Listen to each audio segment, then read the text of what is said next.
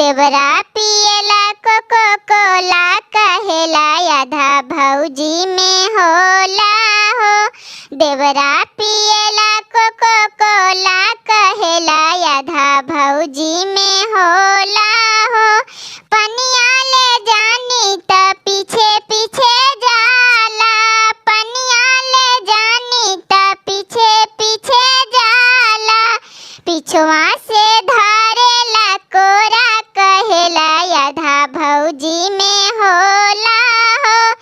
देवरा पियला कोको कोला कहेला आधा भौजी में होला हो।